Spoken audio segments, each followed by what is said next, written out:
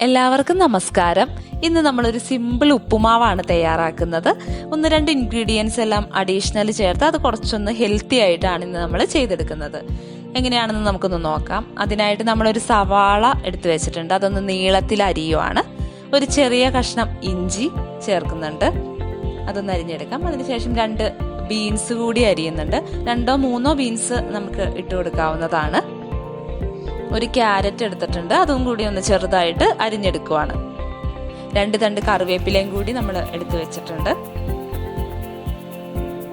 അതിനുശേഷം നമ്മളൊരു പാത്രം ചൂടാക്കാനായിട്ട് വെച്ചിട്ടുണ്ട്. ചൂടായതിനു ശേഷം നമ്മൾ ആവശ്യത്തിന് വെളിച്ചെണ്ണ ഒഴിക്കുക.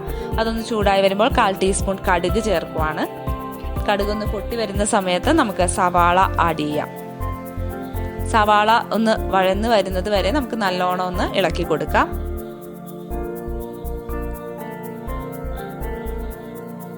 അതൊന്ന് ചെറുതായിട്ട് നിറം മാറുന്നത് വരെ നമ്മൾ ഇതുപോലെ ഒന്ന് ഇളക്കി കൊടുക്കുക. ആ ഒരു സമയത്ത് നമുക്ക് ഇഞ്ചി ആഡ് ചെയ്ത് കൊടുക്കാം. 2 തണ്ട് കറിവേപ്പില കൂടി ആഡ് ചെയ്ത് കൊടുക്കാം. നല്ലോണം ഒന്ന് ഇളക്കി കൊടുക്കാം. ആ ഒരു പച്ച മണം മാറുന്നത് വരെ നമുക്കൊന്ന് ഇളക്കാം.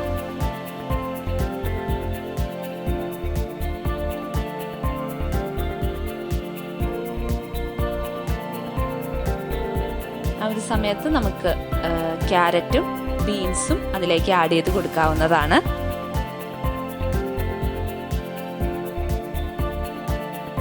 ഇതുകൂടി ചേർത്തതിന് ശേഷം നല്ലോണം ഇതൊന്ന് ഇളക്കി യോജിപ്പിക്കാം.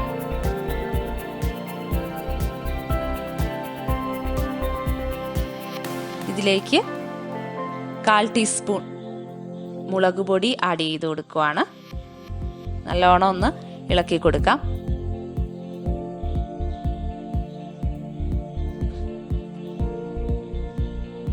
അതിനുശേഷം ഇതൊന്ന് അടച്ചു വെക്കാം. അതൊന്ന് വെന്ത് വരുന്നത് വരെ നമുക്ക് വെയിറ്റ് ചെയ്യാം. അത് വെന്തതിന് ശേഷം നമുക്കതിലേക്ക് ആവശ്യത്തിന് വെള്ളം ഒഴിക്കുകയാണ്. ഞാനിവിടെ എടുത്തിരിക്കുന്നത് 5.5 ഗ്ലാസ് വെള്ളമാണ് ചേർത്ത് കൊടുക്കുന്നത്.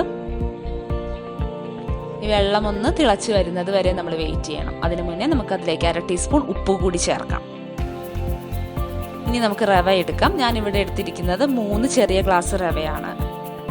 റവ ഞാൻ പതുക്കെ ഈ വെള്ളത്തിലേക്ക് കുറച്ചായിട്ട് ഇട്ട് കൊടുക്കുവാണ്. ഇവിടെ 3 ചെറിയ ഗ്ലാസ് റവയ്ക്ക് 5.5 ഗ്ലാസ് വെള്ളമാണ് എടുത്തത്.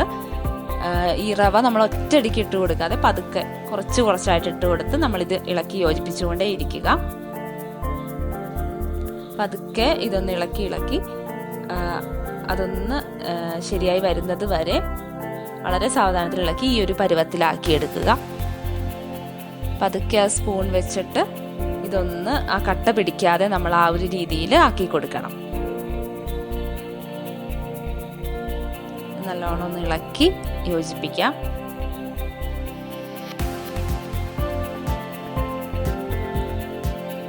നമ്മുടെ ഉപ്പുമാവ് ഏകദേശം റെഡിയായി വന്നിട്ടുണ്ട്. ഈ ഒരു സമയത്ത് നമുക്ക് ഫ്ലെയിം ഓഫ് ചെയ്യാവുന്നതാണ്. ഇനി നമുക്കിതൊരു പ്ലേറ്റിലേക്ക് സെർവ് ചെയ്യാം. നമ്മുടെ ഉപ്പുമാവ് നല്ല പെർഫെക്റ്റ് ആയിട്ട് വന്നിട്ടുണ്ട്. ഇതുപോലെ ക്യാരറ്റും ബീൻസ് എല്ലാം ചേർത്ത് ഇതുപോലെ നല്ല ഹെൽത്തി ആയിട്ട് നമുക്ക് ഉപ്പുമാവ് റെഡിയാക്കാവുന്നതാണ്. ആവശ്യമുണ്ടെങ്കിൽ നമുക്ക് കുറച്ച് കാഷ്യൂനട്ടൊക്കെ ആഡ് ചെയ്ത് കൊടുക്കാവുന്നതാണ്. എല്ലാവരും ഒന്ന് ട്രൈ ചെയ്ത് നോക്കുക. ഇതുവരെ ചാനൽ സബ്സ്ക്രൈബ് ചെയ്തിട്ടില്ലെങ്കിൽ സബ്സ്ക്രൈബ് ചെയ്യുക. വീണ്ടും കാണാം. എല്ലാവർക്കും നന്ദി.